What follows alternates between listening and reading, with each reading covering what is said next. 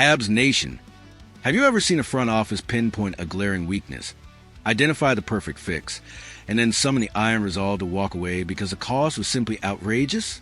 In the high-stakes frenzy of an NHL playoff push, the toughest call is often to stand pat. Today, we're barricading the tactical war room for a comprehensive audit of the Montreal Canadiens' deadline restraint.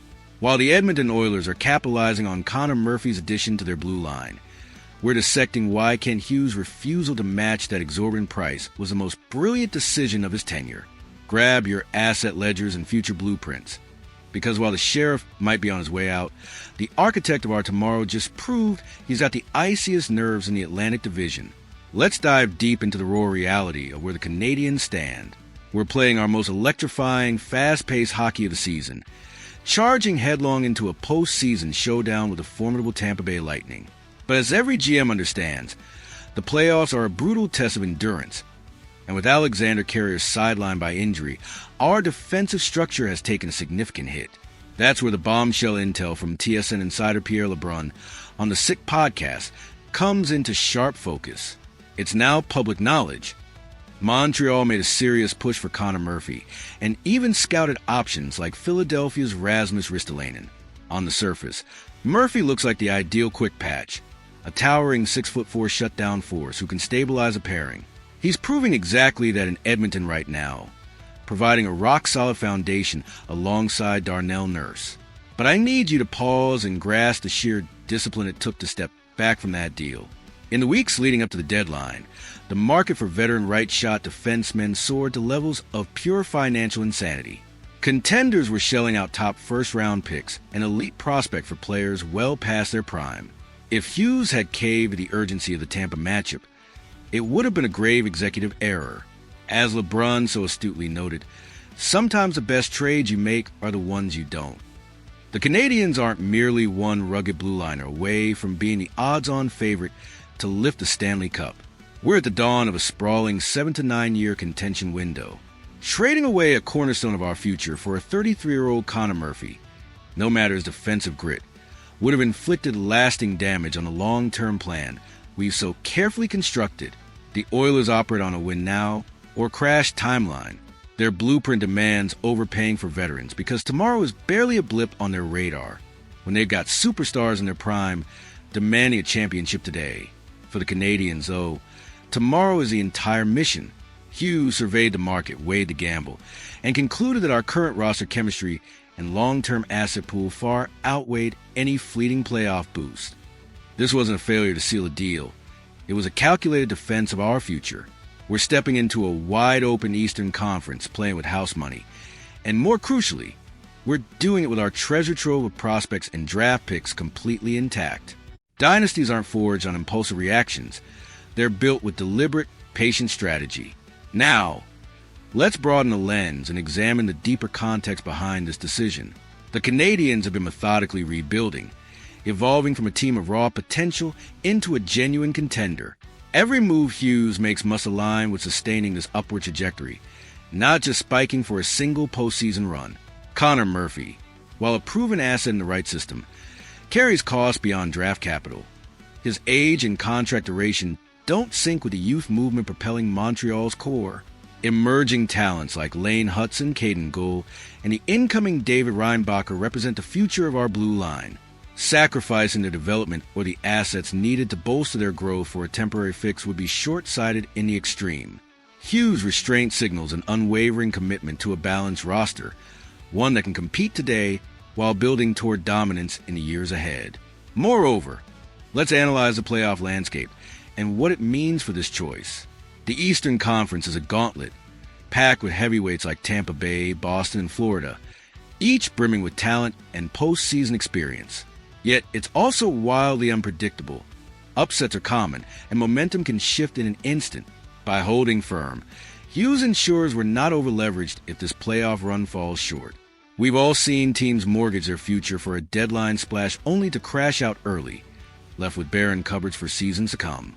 Montreal's approach sidesteps that pitfall. We're not just playing for April and May.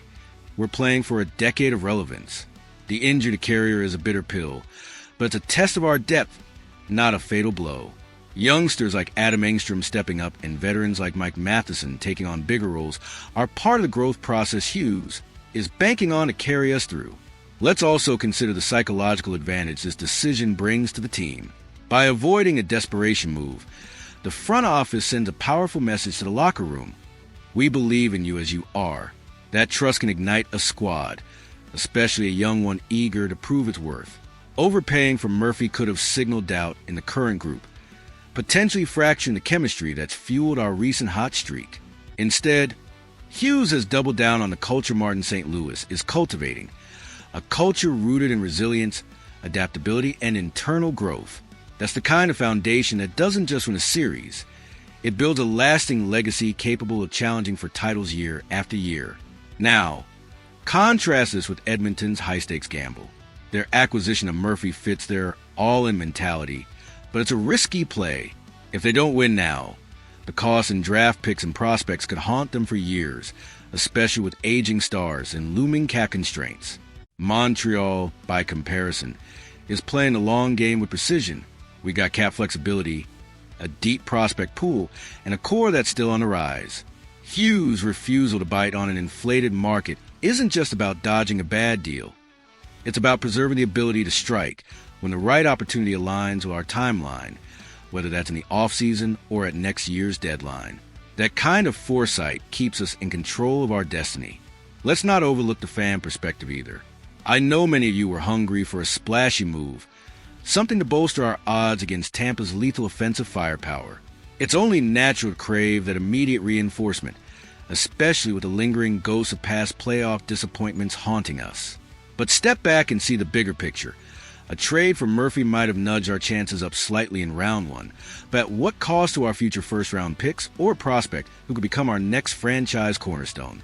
Hughes isn't just managing for this spring. He's managing for the springs of 2030 and beyond. That's the kind of vision that transforms a good team into a perennial powerhouse. So, what's on the horizon?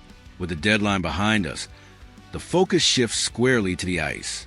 The Canadiens will face Tampa with the roster we've got, and I firmly believe this group can rise to the challenge. St. Louis has consistently shown a knack for extracting every ounce of potential from its players, and the adversity of injuries could forge an even tighter, more battle-hardened unit.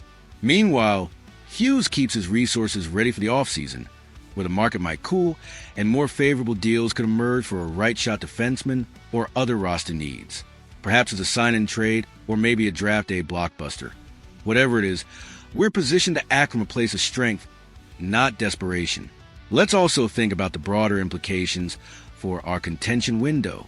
By preserving our assets, Hughes ensures we can adapt to future challenges, whether an unexpected injury next season or a cap crunch down the line. This flexibility allows us to pivot as needed, whether that means adding a veteran presence at a reasonable cost or accelerating the development of our prospects with the right supporting pieces. It's a stark contrast to teams that overcommit the deadline and find themselves locked into rigid, unworkable rosters. Our path forward is one of options, and that's a luxury many GMs would kill for in today's flat cap era.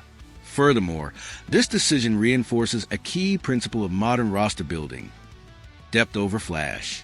The playoffs aren't won by a single player, no matter how impactful. They're won by a collective that can weather storms, adapt to matchups, and grind through 4 rounds of attrition.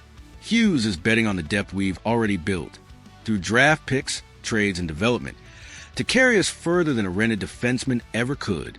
It's a bet on the system St. Louis has instilled, on the hunger of our young core, and on the belief that sustainable success trumps short-lived glory every time.